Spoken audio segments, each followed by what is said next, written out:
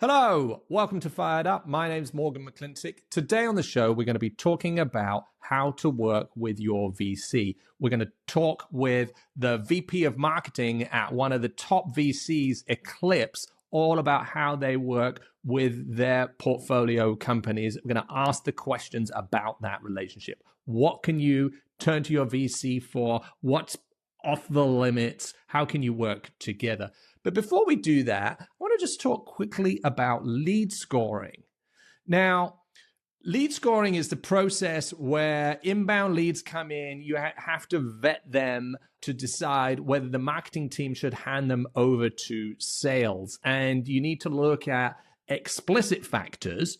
Who is this company? These are the firmographics, the demographics. What's the job title of the lead? What industry are they in? What's the company? What size is that company? And then also implicit factors. So that's all their behaviors. What have they done on your website? Have they signed up to a webinar, downloaded an ebook, looked at your pricing page? That sort of indicate where they're at in their buyer journey. And the two of those come together to give you a lead score. And you want to score your leads up until you can get to the point where you can hand them over qualified to sales. Now, this sounds really easy when I just explain it here, but in practice, it's actually quite difficult. And most startups either don't do it at all, they do it poorly, or they do it manually. And so to solve that, we've built Firebrand's lead scoring model. So this is literally a template where we take that implicit and explicit data and we help you build a framework to score each of the leads through different stages so that you can make sure you're not handing over junk leads to your sales team, because that's not good. Now, there are a couple of stages here. Obviously, when a lead comes in, it's a lead. Then it goes to a marketing qualified lead, and then it becomes a sales qualified lead. Now, we've used HubSpot's definition, where a marketing qualified lead means a lead that marketing should qualify. And then a sales qualified lead is it's qualified to go to sales. It's qualified for sales, not by sales. Now, a lot of startups use SQL to be qualified by the sales team. This isn't that. Our model will run you all the way up to SQL, that sales handover, and it's built so that you can automate it in HubSpot using the HubSpot score. So go to our site, firebrand.marketing. You can download for free this template, and it will build out a model so you can run through, okay, how do we score all these different behaviors and these job titles so that you can then make sure it works consistently, and then you can implement it with HubSpot, because we want to make sure as marketers, we're handing high quality leads to sales. And we also want to make sure that we're focusing our marketing efforts on the highest quality leads as they come in before they get to that point. So for our interview today, we're going to be speaking to Laura Spaventa Lewis. She is the VP of marketing at Eclipse, which is an early stage VC company. They invest in a lot of climate tech and hardware physical things in the world to make the world better. And we're going to be talking to her about how startups should work with their VC, not just around the funding announcement, but, in the run up to that, what are the reasonable things you can ask your VC for help with? Is it okay to ask them? How often should you be meeting with them? How can you as a startup marketer actually help the VC? And what does the VP of marketing at a VC actually do? So all of these questions and a lot more we're going to be talking to Laura Spaventa Lewis at Eclipse about. So please join me in welcoming her to Fired Up.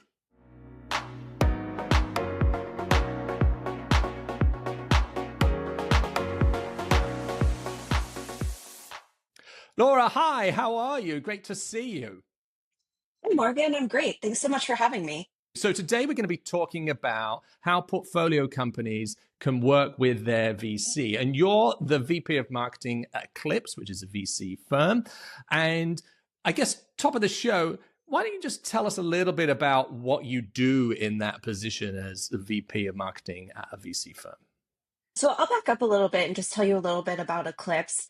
Eclipse is a venture firm that was founded in 2015 by Laura Susan to transform physical industries, so supply chain, manufacturing, logistics, etc.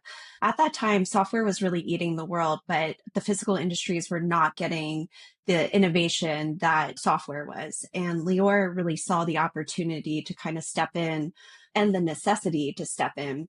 So a little thing called COVID happened in 2020 that opened everyone's eyes to how broken these industries were, and also opened a lot of VC's eyes to the opportunity to step in here.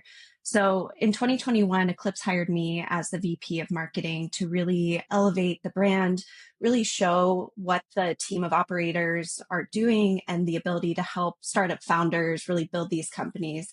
All of our partners have operating backgrounds, so they come from the Samsaras, Apples, Tesla, Rivian, Flexports of the world. So they really do have unique experience and insights into how to build these companies with a software and hardware component. I joined 2021 VP of marketing, really focused on building the Eclipse brand, building the partner platforms that mapped up into that overall brand, as well as helping our portfolio companies to position themselves uniquely.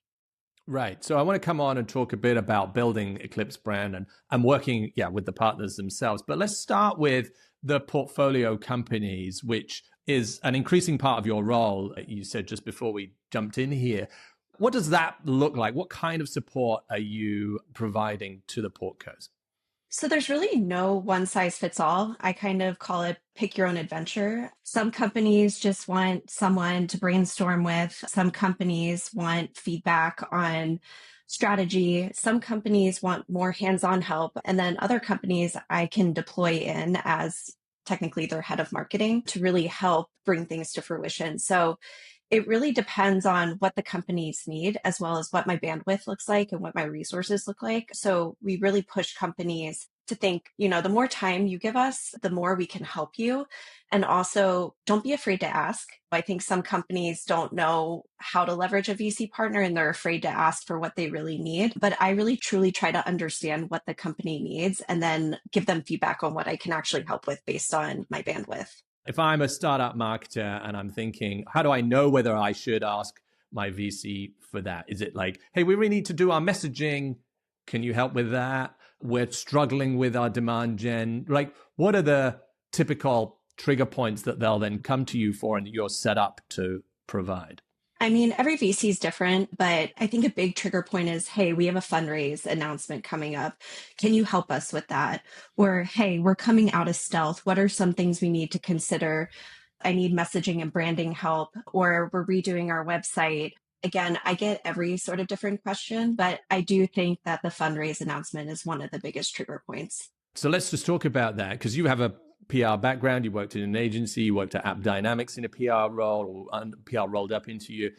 What is the role of the VC in that? I mean, from my perspective, we'll often work with someone like you to help with the quote, to make sure that the partners are understanding on the messaging, on the timing. But how do you see that? What's the best way for the startups to work with you? So what you just described, I think, is the very basic way a VC can help. I really encourage our founders to set up a kickoff meeting with us where we understand what is it that you're announcing? What is the round? Who are the key partners here? Who are the key stakeholders? What does success look like to you? Is there a certain type of publication you're going after? Is there a certain milestone that you want to make sure is highlighted? Like, what are your overarching goals? Are you trying to recruit? Are you trying to get new customers, et cetera? Because that will really dictate the publications we're going after, how we position this, how we leverage a blog by the partner to really showcase certain things about the company. Like, for example, if you're trying to recruit, do we want to highlight the team, et cetera? So I think this kickoff call is really important for us because it helps us understand what you're trying to achieve, but it also gives me the opportunity to help the founders think bigger.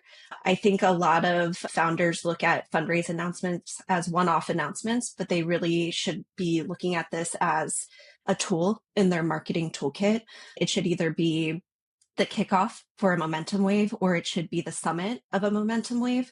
So what are other key announcements that we can pull in so that you can leverage this moment as just one moment as part of several other moments to really showcase that awareness? Right, because you're definitely like the fundraising is an opportunity for a startup to have a story written about themselves. And there aren't many, you're normally part of another broader story, but this is a moment where you're shining and you're going to get a lot more traffic to the website. You're in the eye. What's the next thing? I think that's really important. Where do you go from here? Because now you've got the spotlight. What's the next act? And thinking a bit more broadly is good advice. Absolutely. Just how can you up level the brand and how can you use this moment? I mean, there's two key examples that I can give. Bright Machines, one of our portfolio companies at the end of last year, was gearing up to fundraise, but they needed to reposition themselves. So we helped them put together a blog with this new messaging and get it out there in December to see, does it resonate? Do people get it? Do they like it? Do they not? And it resonated. And so we built a strategy built on that. Like, how do we get that new positioning out there, and really built milestone moments? So January, we had the co-founder meet with several reporters, knowing that that would not equate into coverage, but it was relationship building that we could tap later.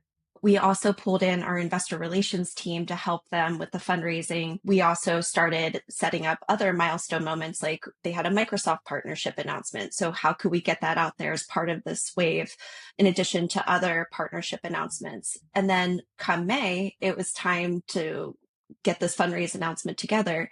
So we were able to go back to one of the reporters that we tapped in January. And it was a pretty easy win for us in terms of getting this reporter to agree to covering the news, because he was familiar with the company. He was excited about what they were doing.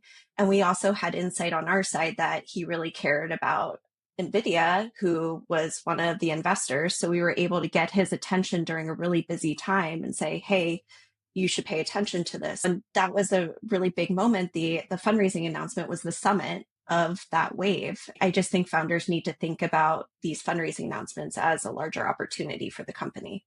In this instance with Bright Machine, you and your team were literally helping drive the messaging workshop. Like you're, as the investor, sounds like you were also doing media outreach to people that you knew that you could bring to the portfolio company you were advising on strategy to kind of build up. Obviously, you had your investor relations team also could kind of help with, maybe they were a seed round and they were going for their A or whatever it might be, to actually close the funding. And then when it came to the funding announcement, did they have an agency doing that? Were your team sort of acting like a sort of agency partner to execute that?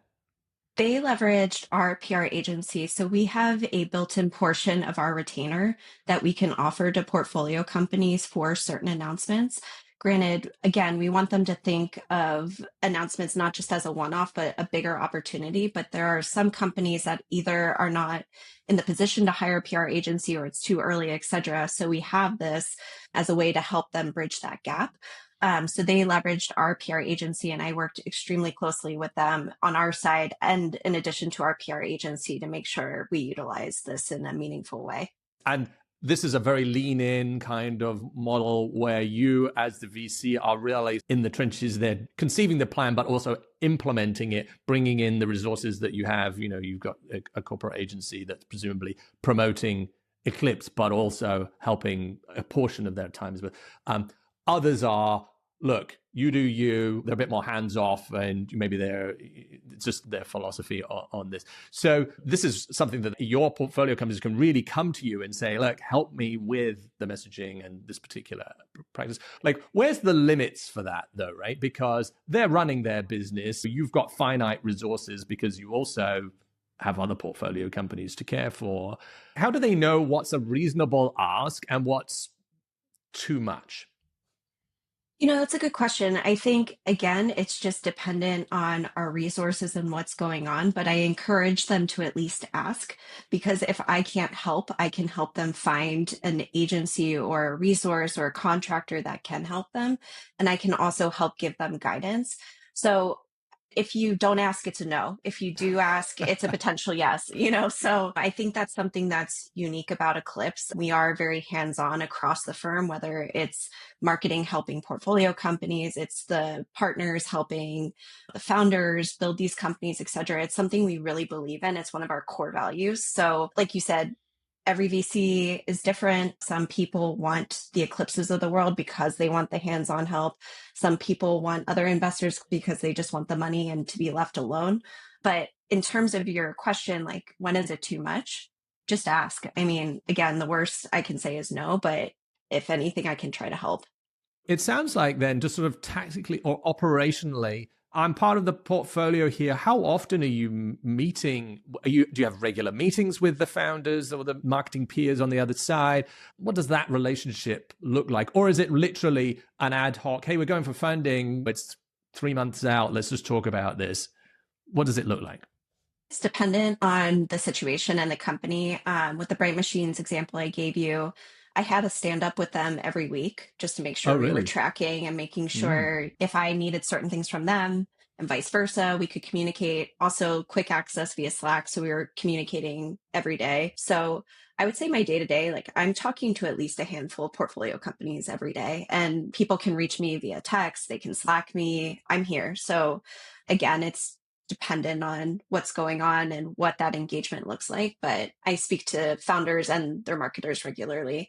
And I've also set up a Slack channel for the marketers of our portfolio companies as well. Right. So they're all on a shared Slack channel so that they can say, hey, what are you seeing in your SEO numbers or demand? Like they can swap trends. Hey, do you know someone who can build my new booth? Like they can just discuss things. And I think that's relatively common, but I think that sounds really useful. So this is a fairly active engagement here. What are you seeing when it comes to funding announcements? Are you seeing any sort of trends there? Obviously, we're seeing a little bit more now because there are more transactions going through, but are there any trends that have caught your eye over the last 12 months? The media cycle is incredibly noisy. I feel like every year it's getting noisier. This year, especially because of the election, everything that's going on geopolitically. There's just a lot going on right now, and there's less journalists than ever before. So I do think companies need to think differently. Reporters don't necessarily care about a fundraise announcement. They don't necessarily care about a talent announcement. So how can you make this unique and relevant to what's going on in the world so that maybe they can tie in your funding announcement as part of the story, but that's not the focus of the story, but you're getting more meaningful coverage. Actually, there's a timely example. Our portfolio company, Mitra, today announced 3 key hires, and Fortune Term Sheet covered the news, but the larger story was about how hard tech startups, it's easier for them to hire from the big companies like Rivian, Tesla, et cetera, than ever before. And just the trends that are pushing towards that, making it easier for them. And as part of that story, Chris, the CEO, was quoted talking about like what that looked like 10 to 15 years ago and how that's changed. And then they also pulled in the story of these 3 big executive hires. So it's really noisy right now. So you need to think a little differently. You need to think about how you can pull in your announcement as part of a larger story to help unlock some of these bigger pieces of coverage. Yeah, that's definitely the kind of thing that we're seeing too, particularly in this next quarter. There's more funding that's being triggered. There are fewer days because of the election and Thanksgiving. It's going to get pretty competitive if you want to get your announcement away this year before the end of the year, which anything that's sort of closing about now is probably going to do. You could punt to January, but then you're also then competing with everyone who closes late November, and you're into a different competitive set. On that note, too, I think you need to get ahead. A lot of founders and companies think, oh, I want to announce next week. That's not going to fly. I mean, you really need to give yourself at least a month so that you can see what's resonating. And if it's not, you can pivot and be creative and think of different things you can offer. Another example of the portfolio company, a big publication said no because they wanted the exclusive and they did not want to give the exclusive. So we brainstormed ways and offered the partner of the company because of his background, and we were able to unlock that opportunity. So a no isn't a no. Be creative, but give yourself time to be creative. If you're giving yourself 2 weeks with this news cycle, you're going to be SOL. So the more time you can give yourselves and your team, the better the outcome will be. Yeah, actually, we sort of recommend about 3 weeks of pitching before the announcement, which means you need your messaging and your press release sort of pretty buttoned down. You've talked to the VC before that, because if you're going for an exclusive, you might be lucky first try, right? But you need to give people time to cycle through, and then you can run into problems of like, yeah, there's one person that would write this, but they're at an event, they've got COVID, they're out on maternity or what have you. Things can happen because it's always different. But you just mentioned a really important thing that I think is a decision that I think a lot of startups have to make. Okay, we're running this, we've got our story, we're knocking on TechCrunch's door. We're not hearing anything, or it's a no, but we really want to try and get that, like the example that you just mentioned. Now, many of the partners at VCs have been doing this for a long time. They have their own profile. They maybe have their own media relationships. So this is a resource that a startup can maybe tap. And you, from Eclipse's perspective, okay, this is great because you get mentioned for your brand too. And so maybe sometimes there are stories here, but there's a decision to sort of come to the venture guy, okay, we're struggling, can you help? It sounds like you're willing to do that, but then this story now is a little bit different. It's about how the deal happened, and it's maybe more about the partner than a profile of the company. What's your thinking about this? I don't necessarily agree with that. I do think it depends on the firm and the partner. For us, we very much want the portfolio company to be front and center, and we leverage the partner's background in terms of like their operating backgrounds, what they're seeing similarly with these portfolio companies in terms of like why they will be able to unlock whatever it is they're doing. So for us, it's more of let us open this door for you and get your foot in the door with this reporter. Yes, we might have a bigger mention than we did before, but really the talking points that we prep the partners with are to focus on the portfolio companies, because at the end of the day, we want them to be in the spotlight, and a mention is wonderful for us. So again, I think it depends on the VC, but I would encourage companies not to hold back in terms of tapping their VCs because they're afraid that the spotlight won't be on them. To me, that VC, maybe you should rethink things a little bit, but I do think there's a lot to gain from tapping your VC partner in that way, because not only are we building relationships with them from a firm perspective, but we've built really great relationships with them from a partner perspective, where partners are on WhatsApp or texting basis with these reporters because they want to get the partner insights on certain things and trends that they're seeing. So they have very quick and easy access to these reporters, and they've done favors for the reporters. So we can push in ways that that the startup would not be able to push. So it sounds like, look, don't be afraid to ask, because you can try and it's great to do it, but the VC firm has a different level of access to some of these reporters that might be able to unlock this story for you. And ultimately, that's a good outcome for everyone. And most of the partners would be super willing to do that and support their portfolio company. Okay, so one of the things you love portfolio companies to know a little bit more in advance is that they should start this process sooner. Is there anything else when it comes to sort of fundraising announcements, being a primary interaction with the marketing team, that you wish the portfolio companies would know in advance before they go into this process? I think just coming prepared to the conversation, having a rough plan and a rough idea of what you're looking for so that we have something to start with that we can iterate on. This is an opportunity for you to learn too as a marketer on the startup side. So take this engagement and this experience and learn for the next, announcement so that you can up level yourself. So maybe you're not coming to me every time. I get a little frustrated sometimes when I get the same requests from the same person. Let's do more. Let's think bigger. Let's do more. Like we've learned from the last opportunity. So I think don't be afraid to ask for help, but also do the homework, do the legwork ahead of time. So it's not like you're just coming to me expecting me to fix and do everything, So I do think just coming prepared and then leveraging that experience to do better next time. Yeah, because look, you're here to help. We want you to be successful, but you've got to stand on your own feet as well. Some marketers will come to me after a founder has kind of pushed them my way or a partner has pushed them my way. And some people could be a little precious, like, why are you big brothering me? Like, why are we working with you, etc.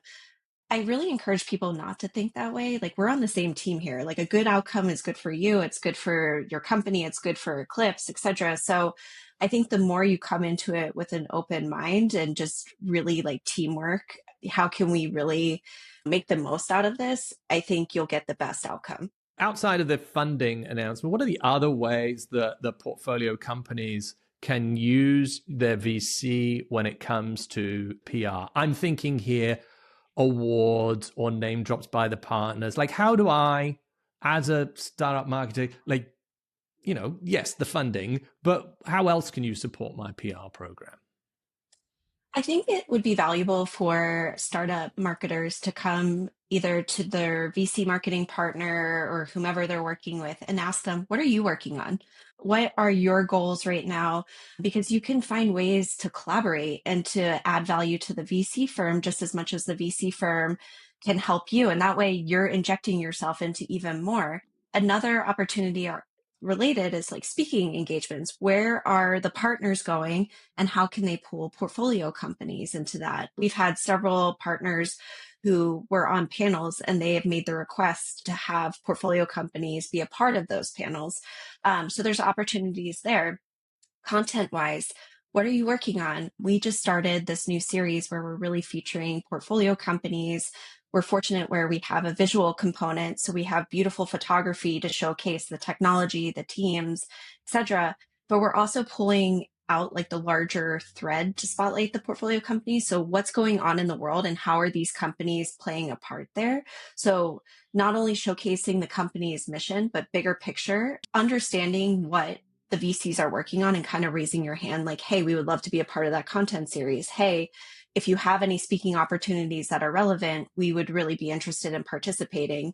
I have several companies that I have monthly check-ins with just to see what they're working on, what we're working on, and how we could potentially collaborate. And that content series I just mentioned, we also take that and hand it over to our PR agency who proactively pitches it out to the media for like those larger stories. So there's many different ways that startups can get involved with the VC's marketing. It's just about asking those questions and making sure you're there at that time. I like the idea of, okay, this could be a quid pro quo. The portfolio companies also can not just support your content, but help you with your marketing. Are there any other examples that spring to mind there? Because I like that concept. Our website too, when we were redoing our website, we wanted to feature certain portfolio companies. So them agreeing to being featured. Also, the photography I mentioned, that takes a whole day because we want to get photos of the founders. We want to get photos of the team. We want to get photos of the technology. So by giving us that time during that day and opening themselves up to it, they get free photos out of it that they can leverage. And the photographer we work with is best in class. So they're getting this beautiful photography. We're writing content about them that they can leverage. We promote that via social several times, especially if it's evergreen, et cetera. So yeah, I think there's just different opportunities there. We're also hosting a media dinner at the end of October too, and we're having a handful of portfolio companies join with a handful of our partners and inviting several top tier journalists. So some of the founders are flying in for it and making the time for it, but it will be super beneficial to them in the long term. So you're helping them really quite hands-on, regularly meeting, but then eventually they'll hire a marketing person, a first head of marketing, maybe not a CMO if they're early stage, but who should that first marketing hire be? Do you have a take on that, whether it should be demand gen, a brand? Like, what does that person look like? What are their skills? I think either a product marketer or more of like a marketer generalist at the VP director level. I've seen too many times where you hire someone junior who can get the work done, but they can't exactly manage or scale up or have the strategic experience, or you hire too senior and they can hire, they can strategize, etc., but they're kind of allergic to the work. So I do think you need someone kind of more middle, and I would say either product marketing, so you can get like your positioning right, as well as like help your sales team early on, and or just someone who's more generalized who can help in different areas. Yeah, I think that's pretty much what we see. If you have someone who's too senior and they're used to setting the strategy, and this could be the temptation, hey, they work for this really big late stage company. but you're a seed or an A round company, like their marketing infrastructure, they got 50 people in marketing, they've got multiple agencies. The challenges that that company needs and the type of marketing they need is not the kind of marketing that a younger stage company needs. And so they might not have the skills or the appetite to, as you said, roll up their sleeves and actually execute. Exactly. Because they're at a different stage of their career, or it's just not something that they're used to doing. They may not actually know how to do those things. And that's no slight against them. It's just not their skill set. Exactly. And I think sometimes hunger is more valuable than experience, because you can get someone who's willing to be scrappy and think differently and just want to be able to get the job done, versus someone who has the experience but is very much like, we need to do it this way. That's just not going to fly in startup life. That's right. You don't know that you can't do it because it's failed before. So you just go ahead and it works. Let's talk a bit about the marketing for Eclipse, though. So you're helping the portfolio companies. And of course, in doing that, you're promoting the Eclipse brand and sort of shining a light on the types of companies you work for. But also, part of your sort of remit and building this brand is working with the partners and the overall corporate marketing for Eclipse. Tell me a little bit about what does that involve, the types of tactics that you do, and the goals of that piece of your role. So as I mentioned, my role has changed throughout the 3 years that I've been at Eclipse. When I first joined, I was heavily focused on Eclipse as a brand, as well as the partner platforms and how that mapped up to the overall brand. So that first year, I was really building the marketing foundation, the marketing infrastructure. So hired a PR agency, rebranded, redid our website, built out platforms for each of our partners, and really started introducing our partners to the media. I think a big part of my first year too was educating the partners and educating the firm. A lot of them did not really have marketing experience. So making sure they understood why we were doing what we were doing. That first year, as we were starting to make intros to media, several partners thought that would result into coverage straight away. And I kind of had to use the analogy, hey, if you meet a founder, the next day, are you going to invest in them? No, you need to build that relationship. And just making sure they understood different nuances of marketing, why we were spending certain things, the value, etc. And every time a reporter would come back to us, making sure they understood, hey, you talked to this person 6 months ago, and look, they're coming back to you proactively. So the first year, really building that infrastructure, really building that muscle, really educating the team. The second year was really leveraging that foundation and, again, building up that muscle even more and executing. We had our fifth fund announcement as well as our second early growth announcement in April of 2023. And that was a huge momentum shift for us. We were on Bloomberg Tech, and that unlocked a lot for us. And we built out a momentum plan based on that announcement so that we could capitalize on that momentum. So 2023 was really leveraging that foundation we built in 2022. This year, I've been very focused on portfolio companies, but that's because I've built that muscle and I've built that machine for the Eclipse side of things, where we have all the pieces moving, where the agency understands, here's X partner, Y partner, here's their platform, here's something in the news, let's proactively pitch them and get them in front of that reporter. We have reporters coming back to us. We're building out content. We actually just hired a director of content who will be joining us in a few weeks, who we're really excited about.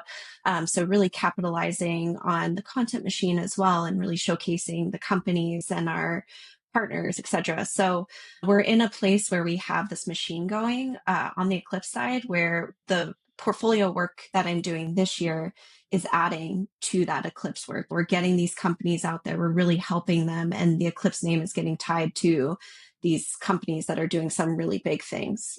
Yeah, I mean, you're building a marketing function in the same way as the portfolio companies need to build out a function. So in many ways, what you've done here at Eclipse, helping with the messaging, redoing the website, onboarding a PR firm, building the content engine, educating people internally, is exactly what those first sort of marketing hires a startup will need to do, and then sort of moving on to higher order phases. Because you got to remember, as a venture capital company, also highly competitive. So building your area of specialism, building a content engine is really important in order to kind of attract and reassure the best deals. And so it's easy for a startup to think, hey, look, I'm in a competitive space, but so is your venture capital firm. And so it goes to helping them. And there's a lot more similarities in terms of the challenges that they face as an up and coming VC compared to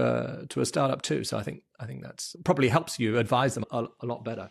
That, and it also helps me better understand how to position Eclipse better. The work that I'm doing with portfolio companies is helping me understand what resonated with them about Eclipse, like what stood out to them. And also I'm in their companies day to day too. So I'm getting ideas for our content. I'm getting ideas for our PR, like what we can pitch there and leverage there. So it's definitely a two-way street. Like, yes, I'm helping them on the PR side, but I'm also getting ideas for Eclipse as well.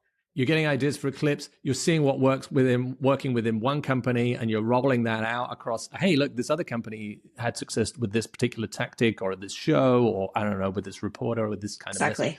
Maybe you can do same kind of thing that an agency like us will do. Okay, this company had success doing this, or we're seeing this across the board with seasonality or whatever it might be, so that you can kind of reassure them. Or this is ways that we can bundle up certain companies and proactively pitch reporters with several of them. We just had a piece with CNBC where two of our portfolio companies were mentioned because we bundled them up. So the work that I'm doing with the portfolio does impact the work that I'm doing with Eclipse and the idea generation, et cetera.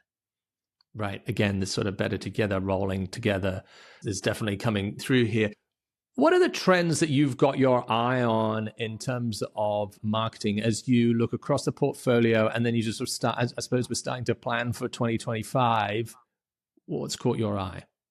The media landscape and how much it's continuing to shift, I'm really paying attention to. You know, you have some of these smaller publications that are popping up like Semaphore, et cetera. So I'm very closely watching them and these new forms of media that are popping up and how they're doing. Are they going to continue to grow while traditional media shrinks a little bit? What does that look like? A big part of our program is traditional PR. So that will impact our strategy. So do we need to lean in more on the content side?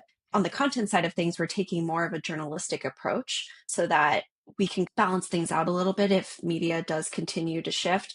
And we also have to think of some new and unique ideas. If that's not going to be a channel that we can really lean on, what are some other ideas we can do to get in front of our founders and our other stakeholders in a meaningful way?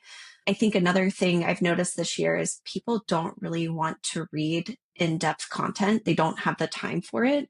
So how can we make it easier for them to digest? What are different forms of content, shorter, condensed versions of content that we can produce that still pack a punch, that still pack impact?